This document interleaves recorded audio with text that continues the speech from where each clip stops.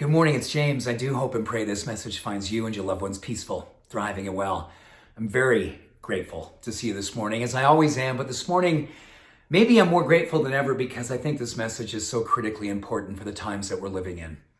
These last few years, given all that we experienced with the pandemic, what we experienced with politics, what we experienced with the us and the them, the separation, and all of that, and then what we're seeing today, going down in the world and wondering, how do we keep our lights on? You know, self-care has never been more critical than it is right now. In my humble opinion, self-care right now is the best way that we can find our way back into creating a galvanizing experience, being a catalyst to bring people to hopefully a self-recognition and a self-awareness that we only will find our way through this experience together. And I know sometimes we look and see certain people and things that are happening, we say, oh my goodness, that is never, ever going to find alignment with how I see the world. Well, I don't know, but I surely know that we have to give everything we can right now and be heroic demonstrations of civil disobedience. If that civil disobedience is faith, is love in all conditions, absolutely not being afraid to shine your light regardless of the darkness that appears to be pervasive, our act of civil disobedience is going to be faith, showing up and being a beneficial presence on the planet. So I'm going to share with you 10 things that we know physiologically are not only great for helping us to stay strong and healthy, helping us to even look more amazing, so it has an aesthetic to these practices as well, but probably more than anything, it's the emotional and mental experiences these will give us predictably if we choose one or all 10 of these. And what I do every single day, as best as I can, I choose as many of these as possible. I pen them into my schedule and I make sure that I am present for them. I don't just kind of skip through them. I give myself permission to lean into them. I'm a witness for them because I'm more and more in favor of self-efficacy, which simply means I want to be a witness of how good I feel I am watching myself make good on good intentions. And let me just tell you, that's not an ego statement. That is a statement of mental health.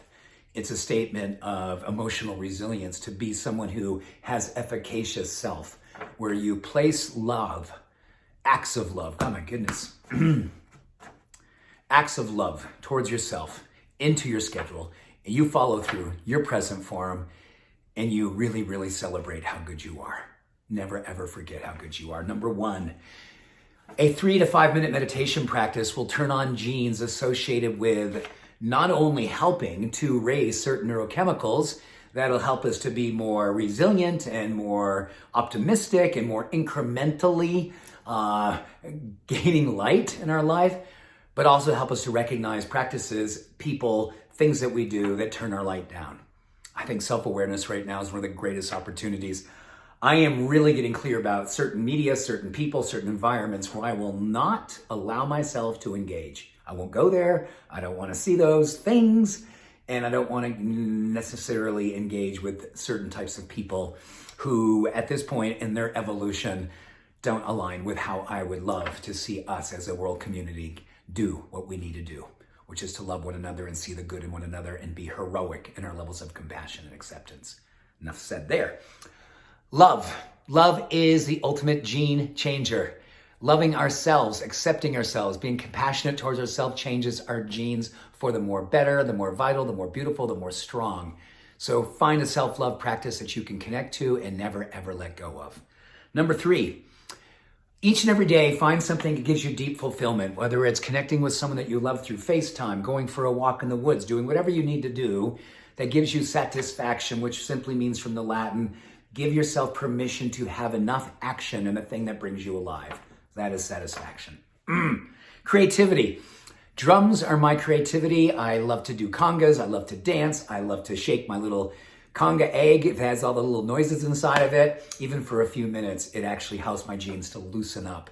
It moves me out of the hardaholic and into the softaholic, the one who has soft eyes that look back at myself and say, you're going to be okay. And you are more than enough. Number 5, making sure I make love with trees. Bring my love out to the trees. Make my love visible with trees. I have been reading so much more about the ideas behind, I'm looking right now into the woods, what it means when we connect with the forest. And if we can get to one tree and see one tree and hug a tree, it does amazing things for our physiology, our neurochemistry. It lowers stress hormones. It revitalizes hormones associated with peace and light and compassion. It's extraordinary. Number 6, find someone. Find someone who always helps you to feel appreciated.